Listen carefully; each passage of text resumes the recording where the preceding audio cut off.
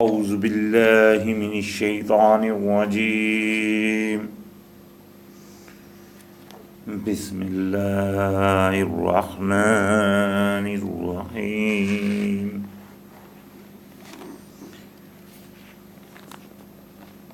ولله الحمد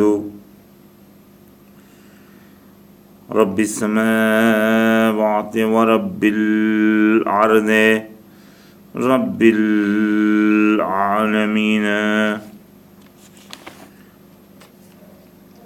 وله الكبرياء في السماوات والأرض وهو العزيز الحكيم أما بعد الحمدللہ ہمارا اختتام سورہ توبہ کی آیت نمبر 99 پر ہوا تھا اور انشاءاللہ یہاں سے آگے شروعات ہے۔ وہی واقعات جس میں غزوہ تبوک کا ذکر تھا اور اس میں جو لوگ شمار نہیں ہوئے ان کا پھر کیا حال ہوا، یعنی کہ وہ اللہ کی نظر میں اور مومنوں کے ساتھ ان کے وہ کون سی جگہ پہ ٹکے، اللہ پاک نے ان کے لیے کون کون سی سختی مقرر فرما دی، یہ پیچھے بیان ہوا تھا۔ اور یہاں سے آگے فرمایا وَجَاءَ الْمُعَذِّرُونَ مِنَ الْأَعْرَابِ، اور آئیں گے معذرت کرتے ہوئے آپ کے پاس عراب میں سے، یعنی کہ یہ عرب کی جمع ہے، عراب یعنی کہ جو باقی عرب کے لوگ تھے۔ لوگوں نے ان کا ترجمہ دیہاتیوں بھی کیا ہے، یعنی کہ جو بھی ہیں، چاہے وہ دیہاتی ہیں یا کوئی بھی ہے، شہروں کے بھی، جو بھی عرب کے جو لوگ تھے وہ بھی آئیں گے آپ کے پاس عذر لے کر اپنی معذرت کے ساتھ۔ لِيُؤْذَنَ لَهُمْ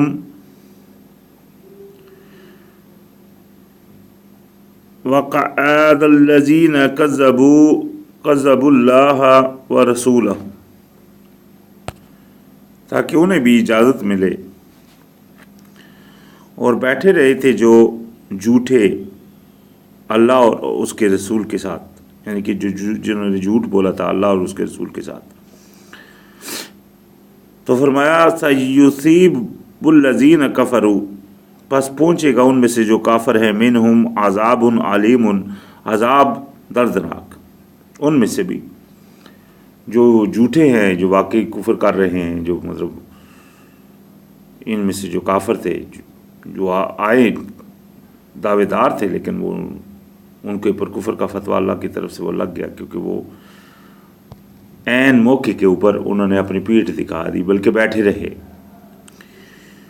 تو اللہ پاک نے ان کے لیے وعید سنا دی عذاب علیم کی، اور ساتھ ہی فرمایا لَيْسَ عَلَى الضُّعَفَاءِ وَلَا عَلَى الْمَرْضَى وَلَا عَلَى الَّذِينَ لَا يَجِدُونَ مَا يُنْفِقُونَ حَرَجٌ، یہ جن کو اجازت ملی ہے آپ ایسی صورت میں بھی، یعنی کہ اگر جنگ عام کا اعلان ہو اور ہر بندے کی حاضری مانگی جائے، اس میں جن کو اجازت ہے نہ آنے کی، یعنی کہ وہ اس میں ایک شرط بھی ہے، وہ انشاءاللہ آگے آئے گی، لیکن جن کو اجازت ہے وہ جو یعنی کہ نہیں، ان کو اگر نہیں جائیں تو ان کے اوپر کوئی گناہ نہیں ہے، تو وہ کون ہے؟ یہاں فرمایا نہیں ہے اوپر ان کے جو کمزور ہیں، ضعیف میں کمزور بچے بھی ہو جاتے ہیں، بوڑھے بھی ہو جاتے ہیں، ایسے مرد جوان بھی جو کمزوری کی حالت میں ہو وہ بھی ہو جاتے ہیں، اور نہ ہی کوئی مریض ہے جو بھی کسی مرض کا شکار ہے، کسی مرض میں ہے۔ تو یہ دو قسمیں ان کی ہو گئی، جو یعنی کہ ضعیف ہے اور یہ مریض ہیں۔ اور اس کے علاوہ جو ہے ولا علی الذین لا یجدون ما ينفقون خرجا، اور نہ ہی وہ جو کچھ خرچ جن کے پاس کوئی موجود ہو، یعنی کہ جانے کی جستجو ہے، جانا چاہتے ہیں، پاس کچھ نہیں ہے، کوئی مددگار بھی نہیں ہے کہ کوئی دے دے، تو لازم بات ہے وہ ان کے پاس بھی کچھ نہیں ہے، وہ نہیں جا سکتے۔ پھر دیکھیں نا کہ رستے کے لیے آپ کو رستے کا خرچ بھی چاہیے ہوتا ہے، رستے میں مطلب جو بھی آپ بالکل خالی ہاتھ تو کسی جگہ پہ نہیں جاتا کوئی بندہ، تو لہٰذا اس میں اگر کوئی آپ کی مدد کر دیتا ہے، جانا چاہ رہے ہیں، مدد کر دی، پھر تو آپ کو جانا پڑ جائے گا، آپ کو پڑے گا۔ لیکن اگر فرض کریں آپ کی کوئی مدد بھی نہیں کر رہا، بالکل آپ کے پاس بھی کچھ نہیں ہے، لیکن تمنا پوری ہے، یہاں آگے وہی بات آ رہی ہے، ان کے اوپر حرج تو کوئی نہیں ہے، اذا نصاح للہ و رسولہ، جب کہ وہ خیر خواہ ہوں اللہ اور اس کے رسول کے، یعنی کہ یہ ان کی نیت پکی اس طرح کی ہو کہ وہ خیر خواہی کا جذبہ رکھنے والے ہوں اللہ اور اس کے رسول کے، اور پورے جذبے والے ہوں۔ ہاں ان میں یہ خامیاں ہوں کہ وہ اس طرح کے ہوں کہ وہ کوئی مرید ہو، کوئی ضعیف ہو، کوئی کسی کے پاس صاحب پیسہ نہیں ہے، خرچ نہیں ہے، تو وہ نہیں جا سکتے مجبوری کی وجہ سے، تو ان کے اوپر پھر کوئی حرج نہیں۔ ما علی المحسنین من سبیل، نہیں ہے اوپر احسان کرنے والوں کے لیے کوئی بھی رستہ، یعنی کہ ان کی نیت جو ہے وہ نیک تھی، احسان کرنا ان کی بھی نیت تھی، اچھی نیت تھی، بس وہ ان کی خود اللہ کی طرف سے ہی ان کو یہ مطلب یہ ایک تو کمزوری ہے، کسی کو ضعیف ہے، ابھی اس کا جذبہ پورا ہے لیکن ضعیف ہے، یا بچہ ہے، یا ایک اور ہے انسان ہے، مرد ہے، جوان ہے، لیکن وہ ضعیف ہے، وہ نہیں جا سکتا، جذبہ رکھتا ہے لیکن جا نہیں سکتا، کمزوری ہے اس کے اندر، تو جو بھی اس طرح کے ان چیزوں میں آتا ہے تو اس کے لیے اللہ ہاں، لیکن وہ پورے خیر خواہ اور احسان کرنے ان کے لیے ان کے اوپر کوئی راستہ نہیں نکلتا۔ اللہ پاک نے فرمایا واللہ غفور الرحیم، اور اللہ سبحانہ وتعالیٰ بخشنے والا رحم فرمانے والا ہے۔ اور ساتھ ہی فرمایا ما ولا علی الذین اذا ما آتوک لتحملہم قلت لا اجد ما احملکم علیہ، اور نہ ہی ان کے اوپر گناہ ہے جو آئے تھے آپ کے پاس کہ آپ انہیں کسی چیز کے اوپر سوار کریں،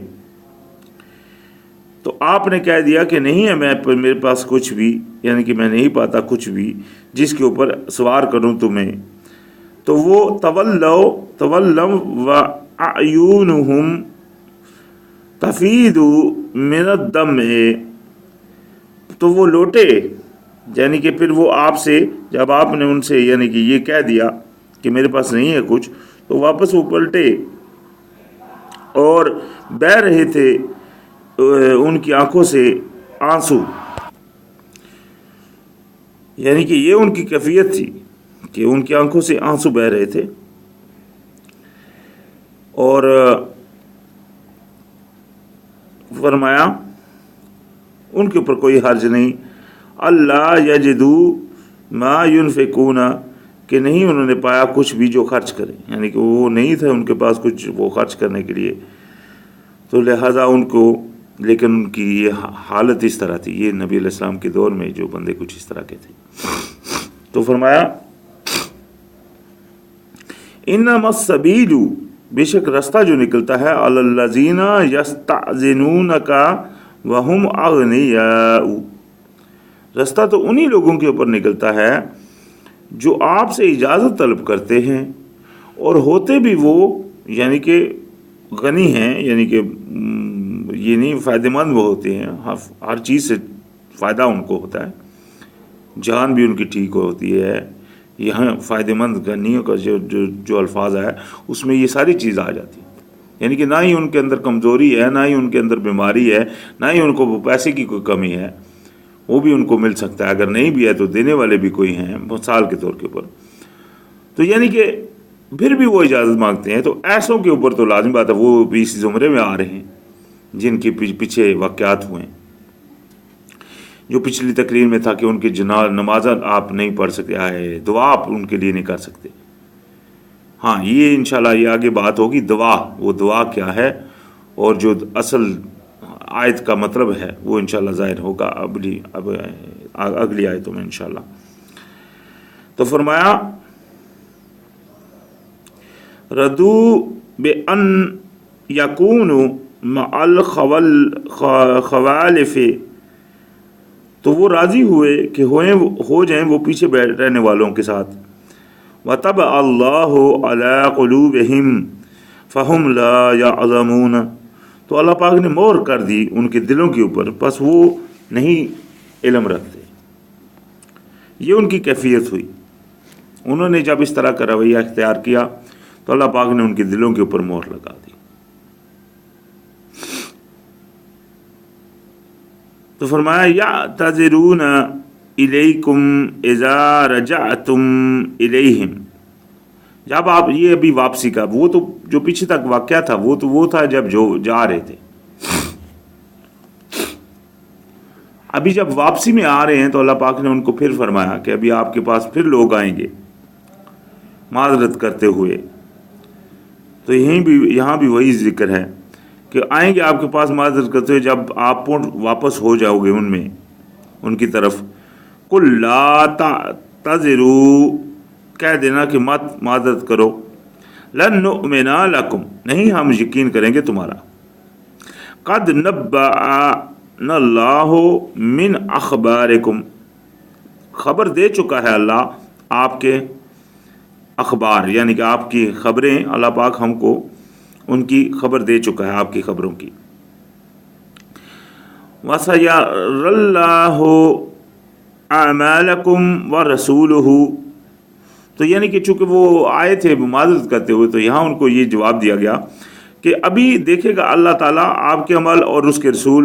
ثُمَّ تُرَدُّونَ إِلَىٰ عَالِمِ الْغَيْبِ وَالشَّهَادَةِ فَيُنَبِّئُكُم بِمَا كُنتُمْ تَعْمَلُونَ، پھر تم لوٹو گے طرف جو علم رکھتا ہے غیبوں کا اور جو گواہ ہے، پس وہ خبر دے گا تم کو جو کچھ بھی تم عمل کرتے تھے۔ یہ ایک بات بڑی قابل غور ہے یہاں پہ۔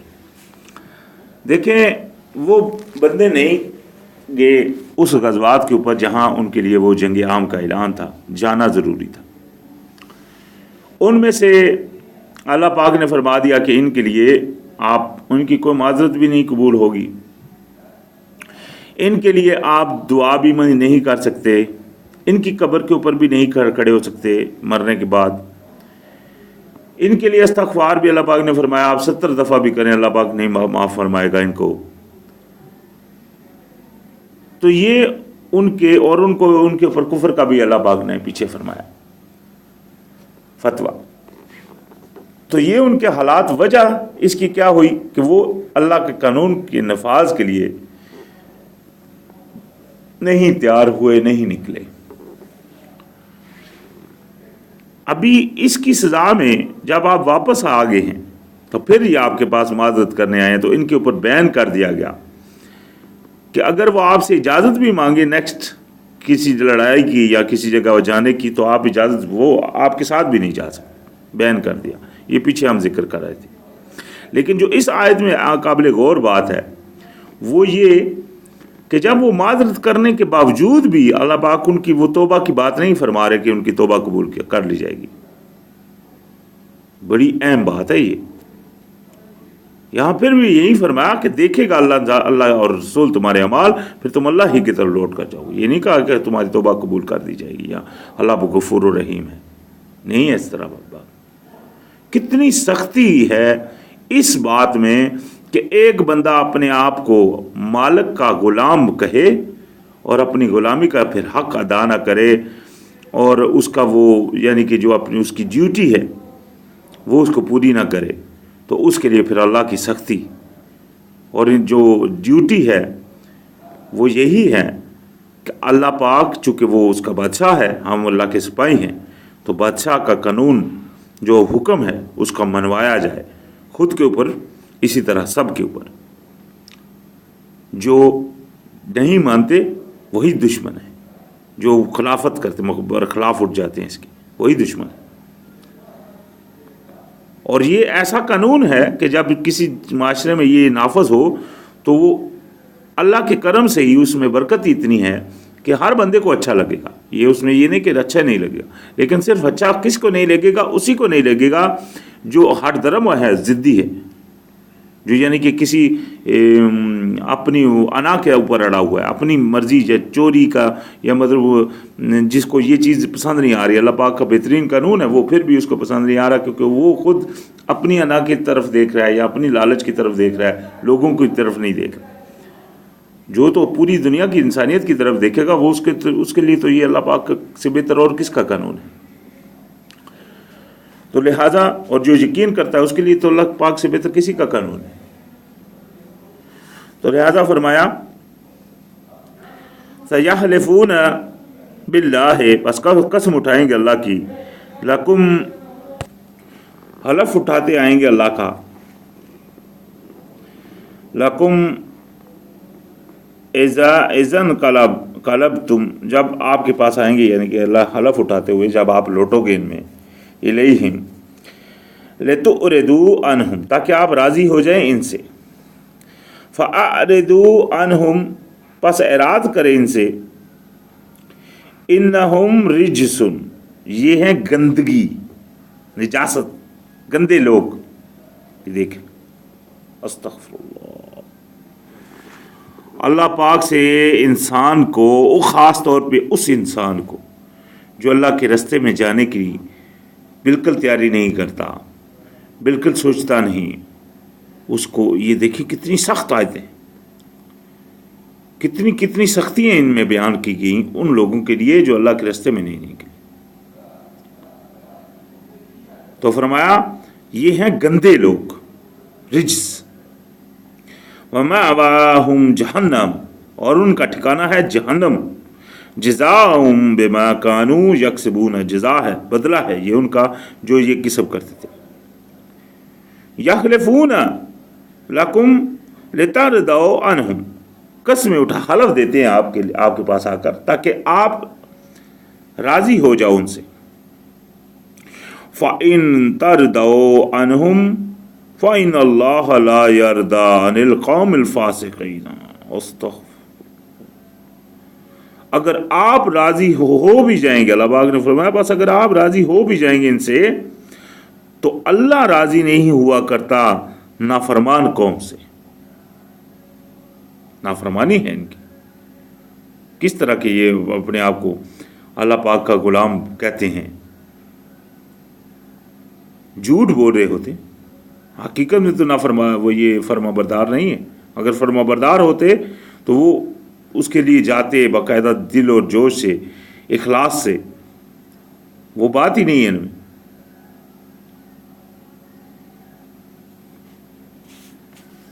تو فرمایا الاعراب اشد کفرا، ان عراب میں سے یعنی کہ جو عرب کے لوگ ہیں ان میں سے سخت ہیں کفر میں، ونفاقا، اور دورخی میں، واجدار اللہ یعلموا حدود ما انزل اللہ علی رسولہ، اور پاتے ہیں یعنی پاتے ہیں انہیں جیسے جانتے نہیں ہیں حدود اللہ جو نازل کی اللہ نے اوپر اپنے رسول کے. یعنی کہ یہ اس طرح کہ آپ ان کو پاتے ہیں جس طرح ان کی واقفیت ہی نہیں جو حدود نازل ہوں. واللہ علیم حکیم، اللہ سبحانہ و تعالیٰ جو ہے وہ علم والا اور حکمت والا ہے. ومن الاعراب، اور انہی اعراب میں سے یعنی کہ اور عرب، یہ جو عرب کے لوگ ہیں ان میں سے، من یتخذ ما ينفق مغراما، وہ پکڑتا ہے یعنی کہ اس طرح اس کے جو خرچ کرتا ہے اللہ کے راستے میں اسے تاوان. وَيَتَرَبَّصُ بِكُمُ الدَّوَائِرَ، اور انتظار میں ہوتا ہے آپ کے اوپر گردشوں کا. علیہم دائرات السوء، اسی کے اوپر پڑیں بری گردشیں. واللہ سمیع علیم، اور اللہ سبحانہ و تعالیٰ سننے والا اور جاننے والا ہے. تو فرمایا وَمِنَ الْأَعْرَابِ، اور عراب میں سے ہے من یؤمن باللہ، جو ایمان رکھتا ہے اللہ پر، والیوم الآخر، اور آخرت کے دن پر، وَيَتَّخِذُ مَا يُنْفِقُ قُرُوبَةٍ عِنْدَ اللَّهِ، اور پکڑتا ہے جو کچھ خرچ کرتا ہے اسے قرابت کے لیے اللہ کے ہاں، یعنی کہ اللہ کی قرابت کے لیے وہ خرچ کر رہا ہوتا ہے. وصلوات الرسول، اور اللہ نبی علیہ السلام سے دعائیں لینے کے لیے، یعنی کہ اس کا یہ مشن ہوتا ہے کہ نبی علیہ السلام میرے لیے دعائیں کریں، اللہ کی قربت مجھے مل جائے.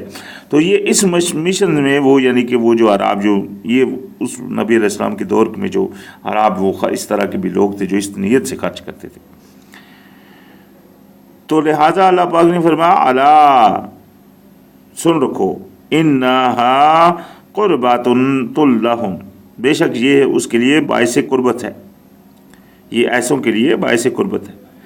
سیدخلہم اللہ فی رحمتہ، داخل فرماتا ہے اللہ پاک ان کو اپنی رحمت میں. ان اللہ غفور الرحیم، بے شک اللہ سبحانہ وتعالیٰ بخشنے والا اور رحم فرمانے والا ہے. یہ وہ جو یعنی کہ اچھی نیت رکھتے ہیں اور اس طرح خرچ کرتے ہیں اللہ کے راستے میں. تو فرمایا والسابقون الاولون، اور سبقت کرنے والے پہلوں میں سے،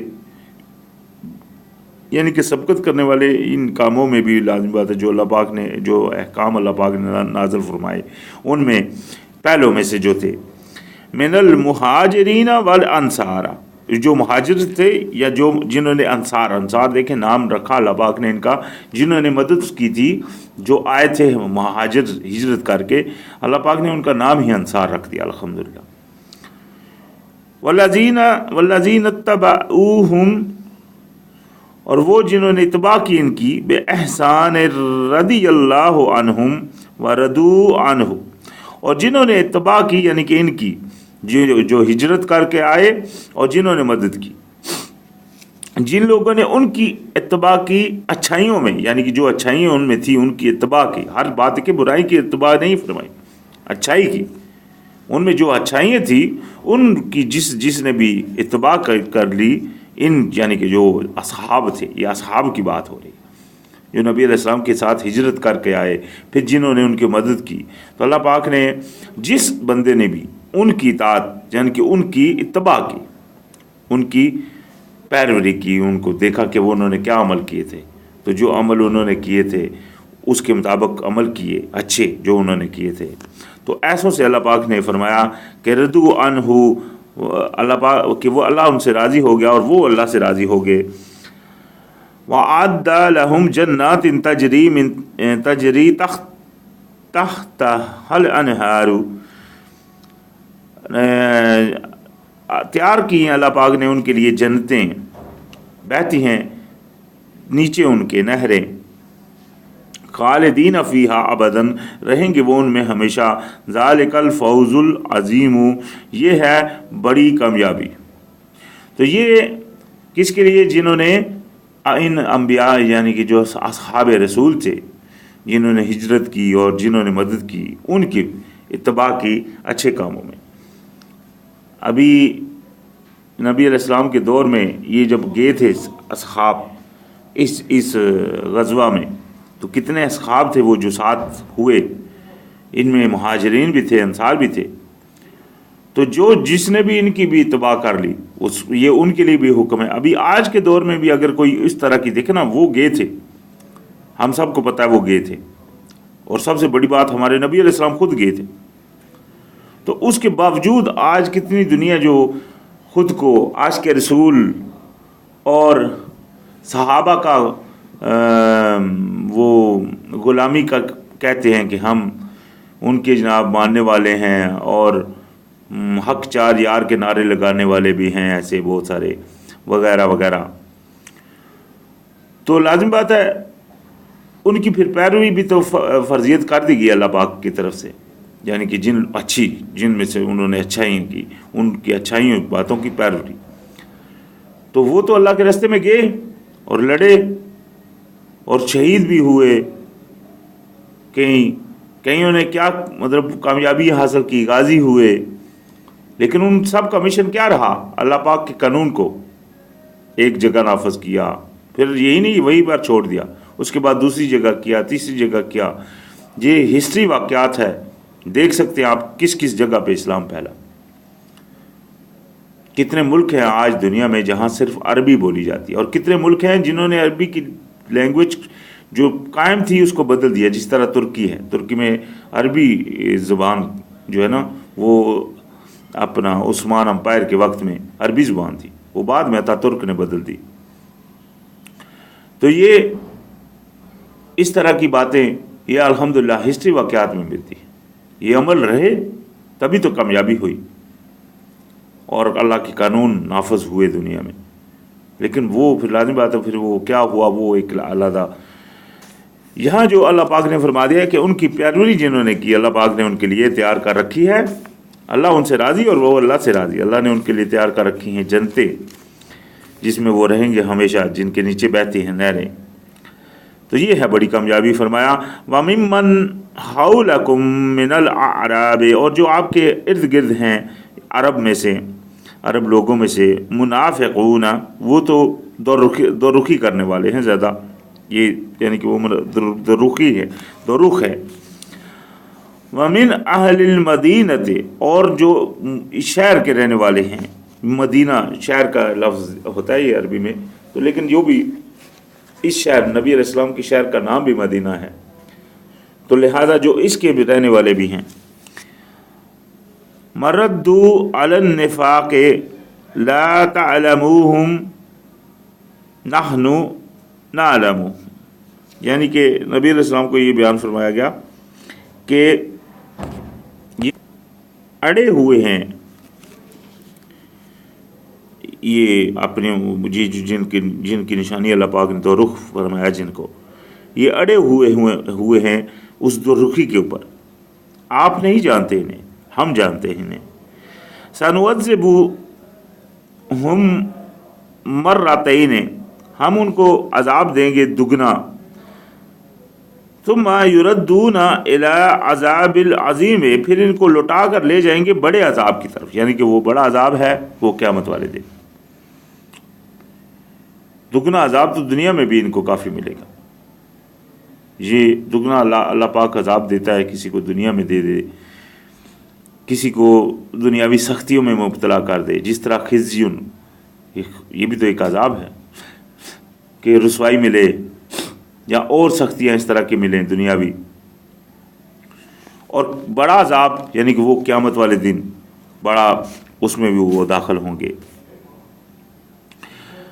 اور فرمایا وآخرون اعترفوا بذنوبہم، اور دوسرے کچھ اس طرح ہیں کہ وہ پہچانتے ہیں، یعنی کہ اپنے وہ گناہوں کو پہچان لیتے ہیں، جو اپنے آپ کو یعنی کہ گناہگار سمجھ لیتے ہیں، ان کو پتہ چل جاتا ہے ہم نے گناہ کیا ہے۔ خلطوا اعمالا صالحا وآخر سیئا، انہوں نے مکس کر دیے ہیں، ملا دیے ہیں کچھ اس طرح کے، یعنی کہ جو گناہ تھے ان کے، جو نیکیاں تھیں اور جو گناہ، اس طرح کے انہوں نے مکس کر دیے۔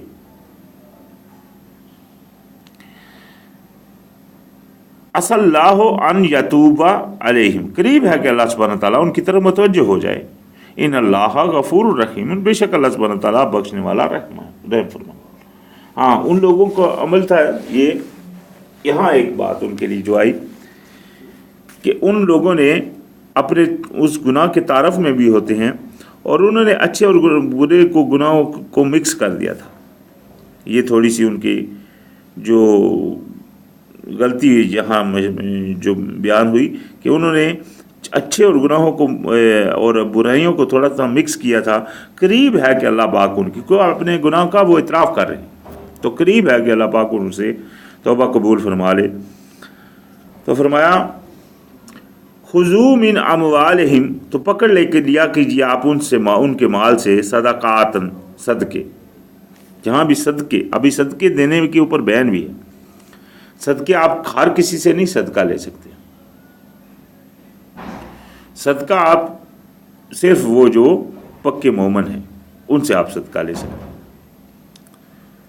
تو صدقات میں سے آپ ان سے لے لیا کریں. فرمایا تو طہروہم، پاک کرتے ہیں آپ وتزکیہم،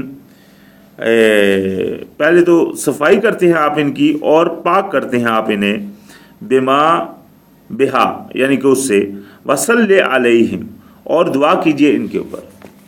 ابھی یہ اہم ایک یہاں موقع ہے بات کا کہ جس طرح پیچھے فرمایا تھا وہ جو منافق تھے ان کے لیے فرمایا تھا کہ آپ ان کے مال میں سے آپ قبول مت کریں اور آپ ان کے لیے دعا مت کریں جب ان میں سے کوئی مر جائے، اور نہ ہی آپ اس کی قبر کے اوپر جا کر کھڑے ہیں. یہ ہم پچھلی تقریروں میں یہ واقعہ بیان کر چکے ہیں باقاعدہ. اس میں وہ ان کے ساتھ کس طرح اللہ پاک نے سختی کی جو لوگ نہیں گئے تھے. تو لہٰذا بعد میں ابھی جو لوگ یعنی کہ خرچ کرنے والے ہیں، صاف دل ہیں، اچھے لوگ ہیں، تو ان سے اللہ پاک نے فرمایا کہ ان کے لیے ان سے آپ مال لے سکتے ہیں. لیکن وہاں بھی لفظ جو ہے وہ دعا ہے، صلی، یہاں بھی لفظ دعا ہے، صلی. ان کے لیے بھی دعا کا حکم ہے. بھائی آپ دعا نہیں کریں جو نہیں گئے، یعنی کہ جو منافق، ان کے لیے آپ نے فرمایا جب وہ مر جائیں تو آپ ان کے لیے دعا نہیں کریں اور نہ ہی ان کی قبر کے اوپر کھڑے. یہاں ہے کہ وہ جو گئے ہیں ان سے آپ مال صدقات لے لیں اور ان کے لیے دعا کریں. ابھی یہاں مسئلہ کیا ہے کہ اکثریت لوگوں نے وہ جو دعا مرنے کے بعد ہے اس کو نام دے دیا نماز جنازہ کا. نماز اس کو کہہ دیا جنازہ کی. یہ جو دعا ہے اس کو کسی نے کوئی نماز نہیں کہا. بڑی اہم بات ہے کہ دعا وہاں بھی دعا ہی کا ذکر ہے، یہاں بھی دعا ہی کا ذکر ہے، لیکن اس کا نام رکھ دیا گیا ہے نماز جنازہ. جبکہ اسلام میں جو قرآن میں بیان ہے وہ ہے صرف دعا کا، جب کوئی مر جائے. دعا کے لیے آپ ضروری نہیں ہوتا کہ آپ یہ نماز جنازہ جو رکھی گئی ہے یہ کوئی ضروری عمل نہیں ہے جو مطلب قرآن جس کا بیان کرتا ہے. قرآن اس چیز کا بیان نہیں کرتا. قرآن یہ بیان کرتا ہے دعا. جب کوئی مر جائے تو اس کے لیے آپ دعا کر سکتے ہیں اگر وہ مطلب مومن ہے. اگر وہ مومن نہیں ہے اس طرح کا تو آپ دعا بھی نہیں کر سکتے اس کے لیے. اور قبر کے اوپر آپ کھڑا ہو سکتے ہیں اگر وہ مومن ہے. اگر وہ مومن نہیں ہے تو آپ قبر کے اوپر بھی کھڑا نہیں ہو سکتے، یعنی کہ وہ جو اگر وہ اس طرح کا ہے. تو لہذا اگر تو کوئی مومن ہے تو اس کے لیے آپ دعا کر سکتے ہیں. آپ کو دعا کا حکم دیا گیا باقاعدہ، یہ زندہ کے لیے بھی. تو مرنے کے بعد بھی اس کے لیے یہ دعا ہو سکتی ہے. لازم بات ہے وہ بھی چونکہ جب زندہ کے لیے ہے تو مرنے کے بعد بھی اس کے لیے یہ سلسلہ جاری رہے گا. تو یہاں جو اہم مسئلہ جو سمجھنے والی بات ہے کہ یہاں اور وہاں لفظ ہے صرف دعا کا. نماز جنازہ کا قرآن میں کسی جگہ نہیں. یہ لفظ دعا کا انہوں نے نماز بنا دیا. لیکن مسئلہ کیا کیا کہ اس لفظ کو تو انہوں نے نماز بنا دیا، اس لفظ کو نماز کوئی نہیں کہتا، جبکہ دونوں کا جو ترجمہ ہے وہ دعا ہے. صلی، یہ دعا کا لفظ ہے، اس کا ترجمہ دعا ہے. تو فرمایا ان صلاتک، بے شک آپ کی دعا، سکان لہم، تسکین ہے ان کے لیے، باعث سکون ہے ان کے لیے. واللہ سمیع علیم، اور اللہ سبحانہ وتعالیٰ جو ہے وہ سننے والا اور جاننے والا ہے. علم یعلم، کیا نہیں آپ جانتے، ان اللہ هو یقبل التوبۃ عن عبادہ، کہ اللہ سبحانہ وتعالیٰ ہی ہے جو قبول فرماتا ہے توبہ اپنے اوپر بندوں سے. وَيَأْخُذُ الصَّدَقَاتِ، اور پکڑتا ہے صدقات.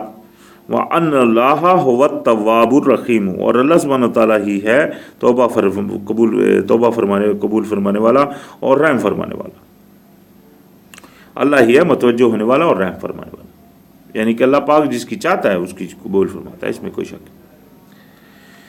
وَقُلْ اعْمَلُوا، تو آپ کہہ دیجئے کہ عمل کرو، فَسَيَرَ اللَّهُ عَمَلَكُمْ، تو اللہ پاک دیکھے گا آپ کے عملوں کو، وَرَسُولُهُ، اور رسول، وَالْمُؤْمِنُونَ، اور مومنان۔ یہاں پھر وہ بات آ گئی، پیچھے تو صرف اللہ اور رسول کی بات تھی، یہاں مومنین کی بھی بات آ گئی۔ یہ ابھی جو لوگ یعنی کہ اس طرح کے بھی ہیں تو ان کے لیے بھی یہ حکم ہو گیا کہ ابھی آپ عمل کیجئے، آپ کے اعمال دیکھے جائیں گے۔ اور وَسَتُرَدُّونَ إِلَىٰ عَالِمِ الْغَيْبِ وَالشَّهَادَةِ، اور تم لوٹائے جاؤ گے طرف جاننے والے کے جو غیب کا اور گواہ کے جو حاضر ہے۔ فَيُنَبِّئُكُم بِمَا كُنتُمْ تَعْمَلُونَ، پھر وہ تم کو خبر دے گا جو کچھ تم عمل کرتے تھے۔ یہاں بھی ان کے لیے بھی اسی طرح کا حکم ہے کہ آپ عمل کیجئے، اللہ پاک آپ کے عملوں کو دیکھے گا۔ لہذا فرمایا وَآخَرُونَ مَرْجُونَ لِأَمْرِ اللَّهِ إِمَّا يُعَذِّبُهُمْ وَإِمَّا يَتُوبُ عَلَيْهِمْ، اور دوسرے وہ ہے جو مؤخر رکھے گیا ہے ان کا امر، چاہے تو اللہ پاک انہیں عذاب دے اور چاہے ان کو ان کی طرف متوجہ ہو۔ واللہ علیم حکیم، اللہ سبحانہ وتعالیٰ ہی ہے جو جاننے والا ہے اور حکمت والا ہے۔ والذین اتخذوا مسجدا درارا، اور وہ لوگ جنہوں نے بنائی تھی، پکڑی تھی مسجد درار، ضرر کے لیے، تکلیف کے لیے، کفرن اور انکاری کے لیے، وتفریقا بین المؤمنین، اور الگ پھاڑ دینے کے لیے مومنوں کو، یعنی کہ فرقہ ڈال دینے کے لیے مومنوں کو، وَإِرْصَادًا لِمَنْ خَرَبَ اللَّهُ وَرَسُولَهُ مِنْ قَبْلُ، اور گات کی جگہ اس کے لیے جو جنگ میں تھا، یعنی کہ جس نے جنگ رچی ہوئی تھی اللہ اور اس کے رسول سے اس سے پہلے۔ یہ ایک آدمی تھا جس کے بارے میں ہسٹری میں واقعات آتا ہے اور حدیثوں میں بھی، جس کا نام تھا عامر راہب، اور انہوں نے اس وقت جو چال چلی، مسجد بنائی گئی، اور مسجد کا مقصد کیا تھا؟ وہ تکلیف دینا، اور مین جو اس کا مشن تھا وہ تفرقہ ڈالنا۔ تفرقہ، دیکھیے کوئی بھی اگر چیز مضبوط ہے تو آپ اس کو توڑ نہیں سکتے، آپ نے اگر اس کو توڑنا ہے تو اس کو علیحدہ علیحدہ کر کے آپ اس کی پہلے مضبوطی کو توڑیں گے، پھر وہ اس کو توڑنے کی کوشش کریں گے، تبھی جا کر وہ ٹوٹے گی۔ تو اس طرح مسلمان جب نبی علیہ السلام آئے تو اس وقت ان میں چونکہ وہ بھائی چارگی اللہ پاک نے، بھائی اللہ پاک نے ان کو بنایا، الفت ان میں ڈالی، تفرقہ ان میں نہیں تھا، ایک قرآن اور نبی علیہ السلام کے فرمان کے مطابق آپ وہ عمل کر رہے ہوتے تھے، تو وہ پکے تھے۔ تو ان میں جب تفرقہ ڈالنے کی کوشش کی گئی تو کیونکہ ان کو توڑنے کا یہی حال تھا کہ جب وہ تفرقے میں بٹیں گے تبھی تو ٹوٹ سکتے تھے، تو یہی وہ چال چلی گئی اس وقت۔ لازم بات ہے اس وقت تو نبی علیہ السلام موجود تھے، اللہ پاک نے وحی کے ذریعے اطلاع فرماتے رہے، اور ان چالوں کو وہ اللہ پاک نے روک دیا۔ اس کے بعد تو ہمارے اوپر یہ رکھ دیا گیا کہ ہم احتیاط رکھیں، ہم تفرقوں میں مت پڑیں، سیدھی سی بات، ہمارے اوپر واضح حکم نازل کر دی۔ لیکن آج سے ہی نہیں بلکہ یہ تو کافی دور سے بھی یہ سلسلہ چلا آ رہا ہے کہ تفرقہ بنا بھی، اور بٹ بھی گئے اور پھٹ بھی گئے، اور ایک دوسرے کو بالکل مطلب ایک دوسرے کے دشمن بن بیٹھے۔ یہ آج بھی وہ جو چال اس وقت عامر راہب کی طرف سے چلی گئی، اس وقت تو اللہ پاک نے اس کو ناکامیاب فرما دیا، لیکن اسی کے جیسے جو باقی دشمنان تھے ان کی آج وہ چالیں کامیاب ہوئی جا رہی ہیں اور ہو رہی ہیں۔ جب تک وہ مسلمان خود کو اپنی اصل حقیقت کو نہ پہچان لے اور وہ اس طرف نہ آ جائے جس طرف اللہ نے اس کو حکم دیا ہے، وہ ہے صرف قرآن. یہ ذہن میں رکھیں، جو اللہ نے نازل کیا اپنے نبی علیہ السلام پر وہ ہے قرآن. تو جب تک اللہ پاک نے اسی کو فرمایا وَاعْتَصِمُوا بِحَبْلِ اللَّهِ جَمِيعًا، حبل اللہ اللہ پاک نے جو فرمایا وہ اللہ کی رسی. تو یہ وہ اللہ پاک کا جو بھیجی ہوئی بات، اللہ پاک کا بھیجا ہوا کلام ہے. تو لہذا جب اس کو پکڑ لیں گے تو انشاءاللہ کامیابی ہوگی. یہ ہم سورہ آل عمران کی آخری آیتوں میں اس موضوع کو کافی بیان کر چکے ہیں. تو لہذا انہوں نے یہ مسجد بنائی. یہ مسجد کے بارے میں آتا ہے کہ وہ مسجد بنائی گئی تھی، نبی علیہ السلام کو تو اس کا علم نہیں تھا کہ یہ مسجد کس لیے بنائی گئی. تو اللہ پاک نے ان کو یہ اطلاع فرما دی. تو فرمایا اللہ پاک نے ان کو کہ آپ وَلَا يَحْلِفُنَّ إِنْ أَرَدْنَا إِلَّا الْحُسْنَى، اور حلف لیتے ہیں کہ ان کا ارادہ جو تھا اس سے ہے اچھائی کا، یعنی کہ وہ انہوں نے تو پھاڑنے کے لیے بنائی تھی، لیکن حلف وہ دے رہے ہیں کہ یہ ان کا ارادہ جو ہے وہ اچھائی کا ہے. وَاللَّهُ يَشْهَدُ، اللہ گواہ ہے، إِنَّهُمْ لَكَاذِبُونَ، کہ وہ جھوٹے. تو فرمایا یہ تو اللہ پاک نے بیان فرما دیا کہ وہ جھوٹے ہیں. تو نبی علیہ السلام کو حکم فرما دیا لا تقم فیہ ابدا، آپ اس میں کھڑے مت ہوئیے کبھی بھی. یہ دیکھیں جو اس نیت سے بنائی گئی مسجد ہے جس میں تفرقہ ہو رہا ہے، وہ تفرقہ کیا جا رہا ہے جس میں، یعنی کہ بنایا وہ تفرقی کی بیس ہے اس کی، تو اس میں کھڑا ہونا بھی منع کر دیا گیا نبی علیہ السلام کو. تو پھر یہ آج جو تفرقوں کی مسجدیں بنی ہوئی ہیں ان کا پھر کیا حال ہوگا. خیر، فرمایا المسجد اسس علی التقوی من اول یوم احق ان تقوم فیہ، مسجد بنیاد جس کی اوپر تھی پرہیزگاری کے پہلے دن سے، وہ زیادہ حقدار ہے کہ اس میں کھڑا ہوا جائے. یعنی کہ وہ مسجد جس کی بنیاد ہی پرہیزگاری رکھی گئی کہ یار ہم مسجد بنا رہے ہیں اور ہم اس میں پرہیزگاری، یعنی کہ ہمارا مقصد ہے وہ ہم کریں گے، اللہ پاک کا حکم ہے اس کے مطابق ہم عمل کریں گے، اس کی بنیاد ہی یہ رکھی گئی. تو اس میں آپ کھڑے ہوں. فیہ رجال یحبون ان تطہر ان یتطہروا واللہ یحب المتطہرین، اس میں لوگ ہیں جو پسند کرتے ہیں کہ وہ صاف رہیں، یعنی کہ اپنے آپ کو صاف رکھیں، اور اللہ سبحانہ وتعالیٰ پسند فرماتا ہے صاف رکھنے والوں کو، رہنے والوں کو. ان کے بارے میں بہت سارے قول ہیں کہ وہ یہ کچھ لوگ تھے یعنی کہ جو اپنے آپ کو صفائی کا بہت زیادہ خیال رکھتے تھے، انہوں نے مسجد بنائی تھی. خیر جو بھی، اللہ پاک نے یہاں جو اہم بات ہم کو بیان فرمائی کہ جس مسجد کی بنیاد تقوی کے اوپر ہو، اور جو بھی اپنے آپ کو صاف رکھے، اللہ پاک ایسوں کو محبت فرماتا ہے جو صاف رہتے ہیں. تو صفائی جو ہے یہ اللہ پاک کی محبت کا ایک وہ حصہ ہے. اللہ پاک ان لوگوں سے محبت وہ کرتا ہے جو صاف رہتے ہیں. لیکن ایک بندہ صاف تو رہتا ہے لیکن ایماندار نہیں ہے تو یہ اس میں زمرے میں نہیں شمار ہوگا. ایمان لازم ہے.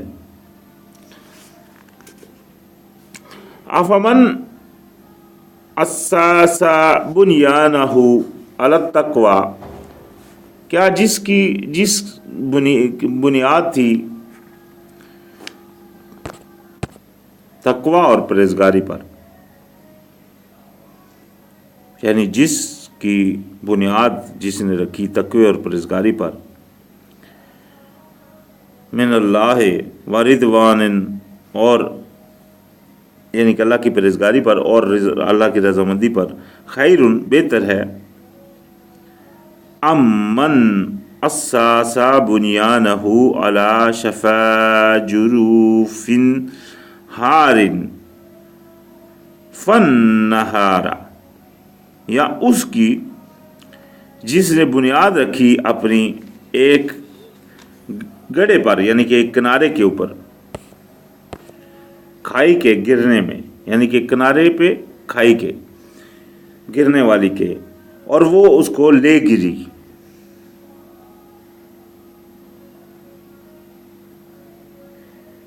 بہی، اس میں، فی النار جہنم، بیچ آگ میں، یعنی کہ وہ اس کو لے کر گری آگ میں. تو یعنی کہ ان دونوں میں سے کس کی بنیاد اچھی ہے؟ ایک تو وہ ہے جس نے پرہیزگاری کے اوپر رکھی تھی، اور ایک وہ ہے جس نے اپنی اس کی بنیاد ہی ساری وہ ایک کنارے پر ایسے پر رکھی جو وہ اس کو کھائی میں لے کر گرنے والی تھی، اور جو اس کو لے کر گری جہنم میں، جہنم جیسی کھائی میں وہ اس کو لے کر چلی گئی. تو لہٰذا ان دونوں میں سے کس کی بہتر ہے؟ واللہ لا یہدی القوم الظالمین، اور اللہ سبحانہ وتعالیٰ ہدایت نہیں دیتا ظالم قوم کو.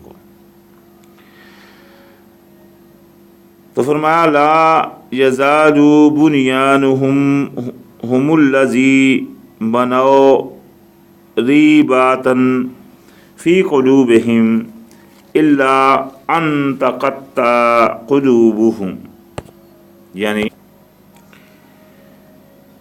ہمیشہ رہے گی بنائی تھی، جو بنایا تھا بنیاد ان کی، جنہوں نے بنایا تھا اس کو شک میں، یعنی کہ ان کی وہ بنانا اس کو شک میں رہے گا ان کے دلوں میں، یہاں تک کہ قطع کر دیے جائیں ان کے دل. واللہ علیم حکیم، اور اللہ سبحانہ وتعالیٰ جو ہے وہ علم والا ہے اور حکمت والا ہے. یعنی کہ جن لوگوں نے ان کو بنایا تھا، ہمیشہ ان کی وہ اس بنیاد جو ہے وہ ان کے دلوں میں باعث شک ہی رہے گی. یہ یعنی کہ ان کا چونکہ عمل ہی نہیں صحیح تھا، تو لہٰذا ان کے لیے ایسا ہی ہوگا کہ وہ اس سے ان کو کوئی نہ فائدہ ہوا، اور ہمیشہ وہ اسی میں رہیں گے کہ ہم نے صحیح کیا غلط کیا، شک ہی میں رہیں گے. ان اللہ اشتری من المؤمنین انفسہم، بے شک اللہ سبحانہ وتعالیٰ نے خرید لیے ہیں مومنین سے ان کے نفس، ان کی جانیں، واموالہم، اور ان کے مال. دیکھیں ماشاءاللہ، اللہ پاک نے مومنوں سے کیا خرید لیے؟ جو گئے. یہ وہ مومن تھے جو گئے اللہ کے راستے میں، تو اللہ پاک نے ان سے خرید لیے ان کی جانیں اور ان کے مال. انہوں نے اپنے جان بھی اللہ کو بیچ دی، اپنے مال بھی اللہ کو بیچ دیے اللہ نے، بلکہ اللہ نے ان سے خرید لیے. بِأَنَّ لَهُمُ الْجَنَّةَ، کہ ان کے لیے ہے جنت، یعنی کہ ان کو اس کے خریدا کس عوض میں؟ بدلے میں ان کو ان کے لیے رکھی جنت. یقاتلون فی سبیل اللہ، وہ لڑتے ہیں اللہ کے راستے میں. فیقتلون ویقتلون، اور قتل کرتے بھی ہیں اور قتل ہوتے بھی ہیں. یہ ہے ان کی پہچان، یعنی کہ وہ اللہ کے راستے میں لڑ رہے ہوتے ہیں، قتل کر بھی رہے ہوتے ہیں، قتل ہوتے بھی ہیں. وہ وعدن علیہ حقا، وعدہ ہے ان کے اوپر سچا. فی التورات والانجیل والقرآن، تورات میں، انجیل اور انجیل میں، اور قرآن میں. دیکھیں یہ تینوں کتابوں کا ذکر ہے، تینوں میں یہ ان کے لیے یہ وعدے ہیں. اگر ایسے وعدے آپ دیکھیں زبور میں ماشاءاللہ، وہاں بھی آپ کو حضرت یعقوب حضرت داؤد علیہ السلام کی جو باتیں ہیں ان میں بھی انہوں نے کافی ساری، جو سورہ نور کی آیت ہے بلکہ اللہ پاک نے قرآن میں بھی فرمایا کہ اللہ پاک نے یہ بات زبور میں بھی لکھ دی تھی کہ جو لوگ اللہ کے راستے میں قائم رہنے والے ہیں، چلنے والے، اللہ پاک ان کے لیے کیا کیا خوبیاں فرمائے گا. وہ کافی ساری چیزیں ہیں اس میں بائبل میں. تو یہاں بھی وہ فرما دیا کہ ان کا یہ وعدہ جو ہے یہ ان کتابوں میں ہے. وَمَنْ أَوْفَى بِعَهْدِهِ مِنَ اللَّهِ، اور کون ہے پورا کر سکتا عہد کو اللہ جیسا، یعنی کہ اللہ کے جیسا کون ہے جو پورا کر سکتا ہے عہد کو، وعدوں کو. تو فرمایا فَاسْتَبْشِرُوا بِبَيْعِكُمُ الَّذِي بَيَعْتُمْ بِهِ، بس خوشیاں مناؤ اس بیع کے لیے، اس خرید و فروخت کے لیے، اس تجارت کے لیے جو تم نے کی ہے، یعنی کہ جو بیچا ہے تم نے جس کو، اللہ کو، یعنی کہ جو آپ نے جانے اور مال اللہ کو بیچ دیے قیامت اپنا جنت کے بدلے میں، تو اس کے لیے آپ خوشیاں مناؤ، اللہ پاک نے خرید لیے۔ وَذَلِكَ هُوَ الْفَوْزُ الْعَظِيمُ، اور یہ ہے جو فضل ہے سب سے بڑا، کامیابی سب سے بڑی۔ یہ بیچا انہوں نے، پچھلے ہم پڑھ کر آئے ہیں، اللہ پاک نے فرمایا تھا کہ جو بھی تو قتل کرو اللہ کے راستے، قتال کرو اللہ کے راستے میں، قتال کرے اللہ کے راستے میں وہ جو بیچنا چاہے،